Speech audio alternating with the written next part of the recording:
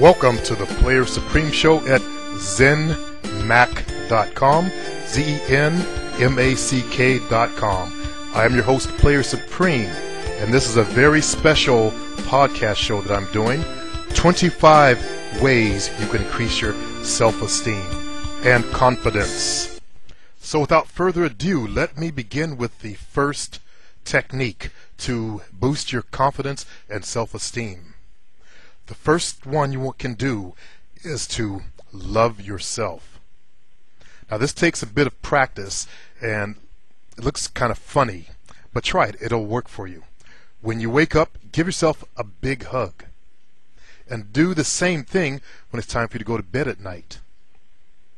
Now some of you may have heard this before, but how you expect others to love you is the way you love yourself. So how can you expect others to love you if you don't love yourself? So practice the morning and evening hugs for about 2 weeks, or maybe 3 weeks if you're kind of like me, old-fashioned, stubborn, and hard to get. And you'll see that it works really well in your lives. Now the second technique, look in the mirror. So every time you pass a mirror, look into it and flash your biggest and your best smile at yourself. It might feel kind of strange at first, but eventually it'll make you feel brilliant about yourself. And tell yourself, looking good. Or, wow, I love me. Or any other similar phrase that expresses your own self-esteem in a positive light. Do this often enough to entrench it inside your subconscious mind. Do that and it will become reflected on the outside in your outer life. So you now have two techniques, love yourself and look in the mirror. And in adding more to loving yourself, if you've read the book, The Pimp Game by Mickey Royale, I'm always using the phrase from that book. All whom I do not see when I stand alone in front of a mirror are beneath me. So basically, you want to hold yourself in a high self-esteem is what he's saying there. But the third thing, do things that make you feel good. And that could be anything from listening to music, taking hikes, doing volunteer work, or even just taking a bath. Anything that gives you a positive feeling about yourself will increase your self-confidence and your self-esteem, because you're taking yourself into a positive energy. The more positive energy you have that you bring into your life, the more of that will come on the outside. Now the fourth thing, listen to you. Nobody knows you better than you know yourself. No matter how many times or how many people try to tell you differently, nobody knows you better than you know yourself.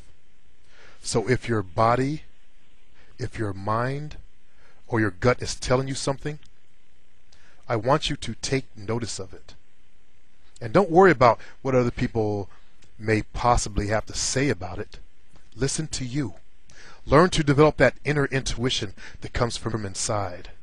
And once you begin to do that, you'll take confidence in the feelings of what your body's trying to tell you. The fifth thing, talk to you. Yeah, not like you're crazy or something like that, but in times of stress, take a time out break. Wander in your own mind and have a conversation with yourself about anything. Tell yourself how lucky you are. Tell yourself how lucky you are to be you. And praise yourself for every good and positive thing that you can attribute to yourself. Remember, the way it is on the inside is the way it is on the outside. Your outer world is merely a microcosm of what's going on inside. Too often we've dumped a lot of garbage and false beliefs into our subconscious mind. Thereby it causes our outer world to shift focus and change to become like those beliefs. So sixth thing is to remove negatives. If anything feels like it's dragging you down, get rid of it. If it's clutter, tidy up. If it's a friend full of negativity, explain nicely that you don't really feel up to talking to them right now. If you have people in your lives constantly dumping negative thoughts and words at you, explain to them that you don't have time to listen right now and remove yourself from that negative environment. Always seek to be in positive and motivating environments. That's why I enjoyed Toastmasters. I urge everyone listening to me to join Toastmasters in their local area. You can go to toastmastersinternational.com or just Google it, and you can find a class or a setting right around the corner from you. There are so many out there, and there's such a positive environment because it's very supportive. So go for environments like that where you're positively supported. Which brings me to my 7th tip. Surround with positives. Surround yourself with things that bring out good feelings in you. Examples could be things such as a happy, upbeat friend versus that negative person. A nice new picture. A new car. It could be pictures of your family, of your girlfriend, or pictures of a girl that you want to go out with. It doesn't matter, but surround yourself with positive things. Use candles if you have to. I used to love having scented candles in my home, and I always would light them on my Tuesdays. As you guys recall, I would spend Tuesdays alone. With all the girls I was dating, I would push them to the side and try to spend my Tuesday nights alone, and I would do things I enjoyed doing, such as watching Japanese animation cartoons and stuff like that. Or I would go rent movies, and I would just have a night with myself. And that's one of the things I really enjoyed, so it gave me a positive things to be surrounded by. The 8th thing is called rumors die. Did you ever hear something about somebody who said something about somebody else?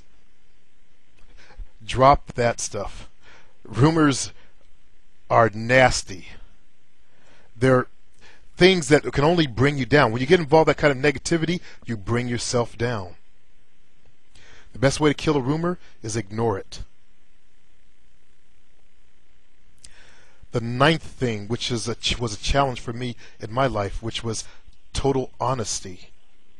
I'm referring to total honesty with women out there. It was hard for me to be honest with them, but I want you guys to be totally honest with yourselves at all times. If there's something you don't like, admit it. If there's something you don't want to do right now, and it isn't necessary for health and safety reasons, then just don't do it until you feel like it. My mother used to say the only thing you have to do is die and pay your taxes.